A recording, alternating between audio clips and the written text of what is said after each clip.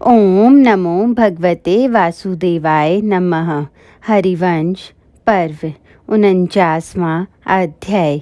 इस अध्याय में हम जानेंगे ब्रह्मलोक में भगवान विष्णु का सत्कार। जन्मेजय ने पूछा, ब्राह्मण, देवादिदेव कमल योनि ब्रह्मा जी के साथ ब्रह्मलोक में जाकर भगवान विष्णु ने क्या किया? दैत्यों के संहार का कार्य पूर्ण हो जाने पर देवताओं द्वारा जिनका भली भांति सत्कार किया गया था, उन भगवान विष्णु को आदिदेव ब्रह्मा जी ब्रह्मलोक में किस लिए ले गए? ब्रह्मलोक में उनका कौन सा स्थान है? वहाँ उन्होंने किस योग का आश्रय लिया?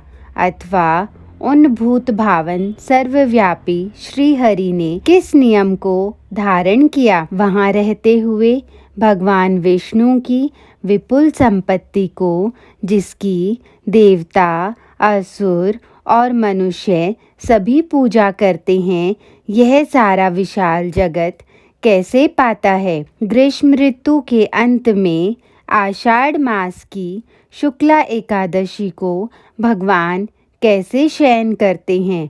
वर्षा काल बीतने पर कार्तिक की शुक्ला एकादशी को किस प्रकार जागते हैं? तथा ब्रह्मलोक में रहकर वे संपूर्ण जगत की रक्षा का भार कैसे वहन करते हैं? विप्रवर, दिव्य धाम में स्थित भगवान विष्णु का जो दिव्य चरित्र है, वह सब यथार्थ रूप से विस्तार पूर्वक मैं सुनना चाहता हूँ। वैशंपायन जी ने कहा, जन्मेजय, भगवान नारायण के जो कर्म हैं और जिस प्रकार वे ब्रह्मलोक में स्थित होकर ब्रह्मा जी के साथ आनंद का अनुभव करते हैं, वह सब पहले मुझसे सुनो। राजन, उनकी गति उन्हीं की इच्छा के अनुरूप होती है। वह सूक्ष्म है, उसके तत्व को ठीक ठीक समझ पाना देवताओं के लिए भी अत्यंत कठिन है।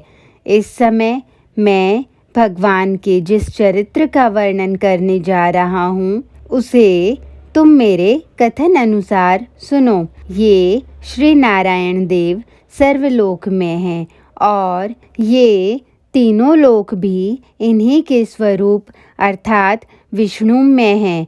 ये ही सर्वदेव में हैं और स्वर्ग के संपूर्ण देवता तन्मय हैं। प्रत्येक वस्तु के पार तत्व अर्थात अंत, इयता या चरम सीमा का चिंतन करने वाले बहुत से विचारक उन भगवान का पार नहीं देख पाते हैं, परंतु ये भगवान माधव संपूर्ण जगत के परम पार को भली भांति जानते हैं। ये इंद्रियों के अविषय हैं और संपूर्ण देवता इन्हीं का अनुसंधान करते रहते हैं।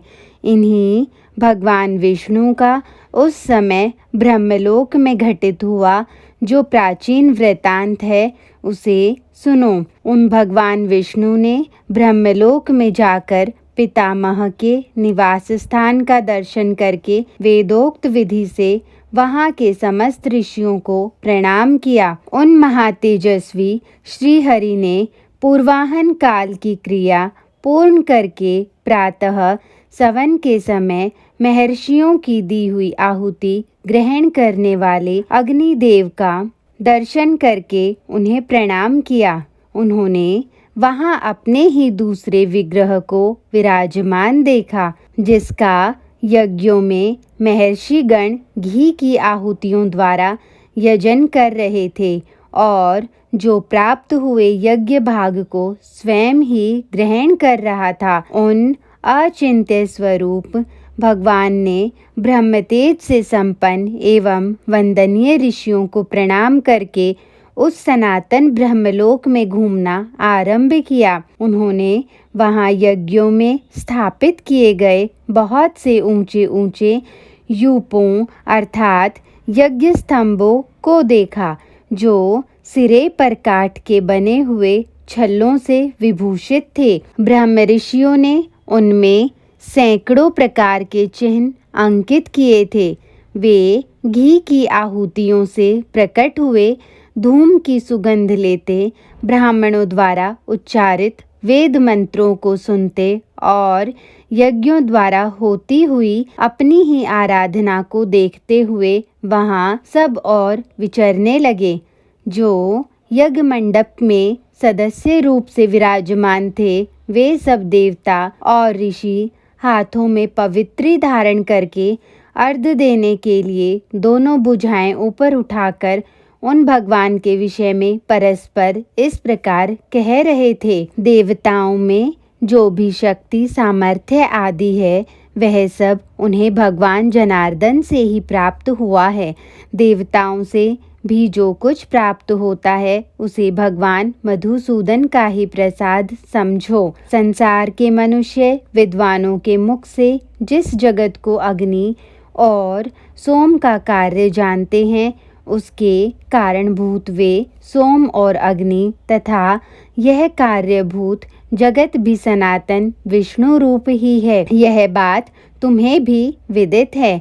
जैसे दूध से दही बनता है और दही से मंथन करने पर घी प्रकट होता है, उसी प्रकार भूतों के मथे जाने पर अर्थात चित्त को एकाग्र करके सूक्ष्म तत्व का चिंतन करने पर यह ज्ञात हो जाता है कि सारा संसार भगवान जनार्दन से ही प्रकट हुआ है। जैसे चेतना से व्याप्त भूतों अर्थात शरीरों और इंद्रियों द्वारा उनके नियंता परमात्मा का स्वतः ज्ञापन या प्रतिपादन हो जाता है, उसी प्रकार अनुग्रह आदि गुणों से युक्त देवताओं, वेदों और लोकों द्वारा श्री हरि का बोध हो जाता है।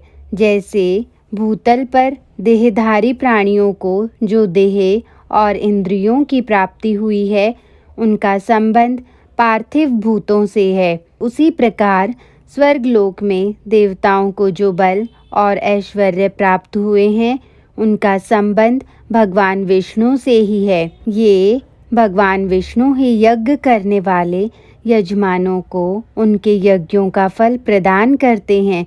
ये परम पवित्र और स्वतंत्र हैं। संपूर्ण लोकों का संचालन सूत्र इन्हीं के हाथ में है। जैसे वाणी के माधुर्य का वर्णन वाणी द्वारा ही संभव होता है, उसी प्रकार श्री विष्णु के स्वरूप का प्रतिपादन स्वयं विष्णु ही कर सकते हैं। दूसरों के लिए इनकी महिमा अनिर्वचनीय है। तदंतर भगवान को देखकर ऋषि बोले, सूरश्रेष्ठ, आपका स्वागत है। महातेजस्वी पद्मनाभ, आप वेद मंत्रों द्वारा यह यज्ञ संबंधी आतिथ्य सत्कार ग्रहण करें। इस यज्ञपूत पाद्य के आप ही उत्तम पात्र हैं, क्योंकि आप ही वेद मंत्रों द्वारा पावन अतिथि बताए गए हैं, जिनके विषय में हम सदा सुनते और जानते आए हैं।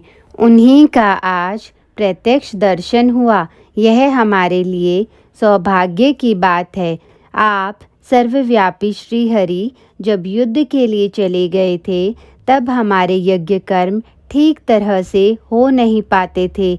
जिसका संबंध भगवान विष्णु से न हो, अर्थात जिसमें वे उपस्थित न हों, उस यज्ञ का कार्य ठीक से संपन्न नहीं होता है। आज आपकी उपस्थिति से हमारा यज्ञ सफल हो गया। आपका प्रकट होना ही दक्षिणाओं से संपन्न यज्ञ का प्रमुख फल है। आज आप यहाँ अपने आप को हमारे द्वारा पूजित देखेंगे। तब एवमस्तु कहकर भगवान विष्णु ने उन सबका सम्मान किया। उनके द्वारा सम्मानित हो लोक पितामह ब्रह्मा भी अपने लोक में स्थित हो परम आनंद का अनुभव करने लगे। इस प्रकार श्री महाभारत के खील भाग हरिवंश के अंतर्गत हरिवंश पर्व में ब्रह्मलोक का वर्णन नामक 49वां अध्याय पूरा हुआ। जय श्री कृष्ण।